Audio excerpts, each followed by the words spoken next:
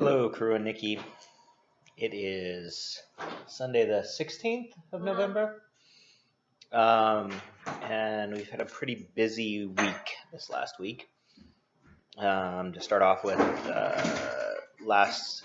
there's been soccer stuff. So I'm going to talk about soccer stuff, Nikki, and then you can skip to the other stuff, although I don't know where it's going to be because I'm talking about soccer stuff first. Maybe I should save it for the end. No, I'm going to talk about it now. So, the MLS playoffs is underway. First round is complete now. The Galaxy actually beat Salt Lake. They tied the first game. So they play home and home, if you don't know. So they play one game in Salt Lake and one game in LA. And LA tied the first game in Salt Lake 0-0. And there was a big stink made about it because there's an away goals rule, which means that if the team score the same number of goals over the two legs of the playoff, that the team that scored the most away goals wins. So LA didn't score in Salt Lake, so everyone's like, oh, Salt Lake has an advantage. And then LA beat Salt Lake 5-0 in the second leg in LA. So that was really cool, and Landon Donovan scored 3 goals and had an assist. It was pretty exciting. In other playoffs, the other 3 teams that are still in it in the semifinals are in the East. It's New England and New York, and in the West it's Seattle. And Seattle, interestingly, tied their away game against Dallas 1-1, and then tied at home 0-0. So they managed to win the series without winning a game, which is pretty lame, actually. I don't like that. I don't like Seattle. Actually, I've come to like Seattle less and less over the season. I don't like their players, most of their players. There are some that I like. I hate their fans. Their fans are obnoxious and arrogant and think they know better than everyone else and think that the league wouldn't exist without them to some extent, which is too bad. So it's just annoying to have to deal with their fans. But anyway, I'm looking forward to the rest of the playoffs. We'll see. I'd like to see LA beat Seattle in their series and then win the MLS Cup. But games next weekend, so we'll see what happens. The other thing that happened in soccer is the international games. So there was a week break in the playoffs because there's something called a FIFA international date, and FIFA is the organization that controls international soccer. And so they arrange for these dates like 10 years in advance or something. And so the MLS took a break for these international dates. And the U.S. national team called in, Jurgen Klinsmann called in a bunch of players, and they lost to Colombia 2-1, playing in London, and they're playing Ireland in the next day or two. But it's interesting because I've become really disenchanted with the national team. I don't like Jurgen Klinsmann, the coach. Started a lot with the whole thing with Donovan, but now he's just he excluded Landon Donovan from the World Cup team. I'm sure I talked about that a lot. But I'm just frustrated. I feel like he hasn't done a great job calling in good players, and he seems really arbitrary and capricious. He'll publicly say something, and then he'll do something that completely contradicts what he says publicly. And also, the U.S. just hasn't. I don't feel like they've played well since the beginning of the World Cup.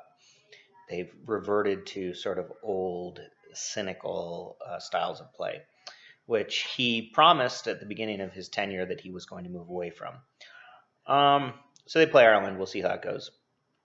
The other thing that's happened in soccer is that FIFA, I think I've talked about this in the past with you guys, but they awarded the next 2 World Cups to Russia and Qatar, respectively. So the 2018 World Cup is going to be in Russia, and Qatar is going to hold the 2022 World Cup. And it's crazy because Qatar has no soccer infrastructure. They have no league. They don't have a tradition of soccer in the country. And it's widely believed that Qatar paid a lot of bribes and were dishonest. And the Qatar representative at FIFA was given a lifetime ban from the organization shortly after the World Cup bidding process because he was bribing people. He was caught bribing people to vote for him to be president of the organization. And so FIFA hired a U.S. attorney to investigate this, and he compiled a 300-page report. And last Thursday, and presented it to FIFA a couple of months ago. Last Thursday, FIFA issued their formal findings, and they said that in the bidding process in 2010 for these two World Cups, there were minor offenses by everyone except England, and England were said to have violated the rules, and everybody else was fine.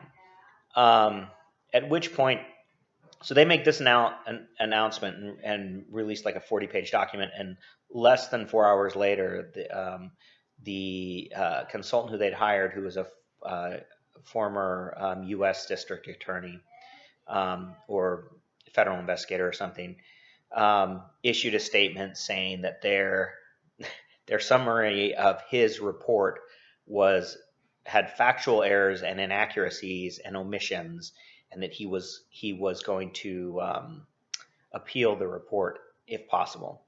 And the result of all of this is that there's a huge uproar, and FIFA is notoriously corrupt, and there's lots and lots of documented corruption, and it rarely results in anything. But the interesting thing that's going on now is that the FBI is investigating FIFA, and it's come out that the U.S. representative, I can't remember his first name, Glazer is his last name. His father, I think, owns the Tampa Bay Buccaneers, but he's been on the FIFA executive committee. Chuck Blazer, that's his name, and he turned state's evidence and started cooperating with the FBI. And apparently, he's dying of some form of cancer or something at this point. But he's had a whole series of issues himself, but there's a whole bunch of corrupt things that are known to have happened that he's peripherally involved with. So Gareth is obviously trying to hide, but not doing it successfully.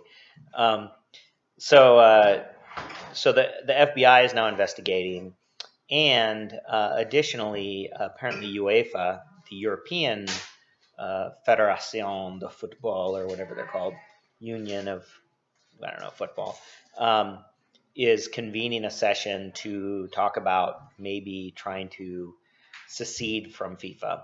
And I think, FIFA going down, I mean, it could be a really bad thing, but I can't imagine it being any worse than it is because they're just so corrupt. So that's kind of exciting. It's interesting to see what's going on there. Chuck Blazer, not Chuck Blazer, what's the guy's name? Blatter. I can't remember his first name, but Blatter is the the president of FIFA and has been, and he's just a complete slime ball and scumwad. And so anyway, since I've now talked for 9 minutes about soccer and what's going on, I'm going to stop talking about that. I'm going to create a new video to talk about what else has been going on recently. So that's my story for this part of the video, and I'm sticking to that.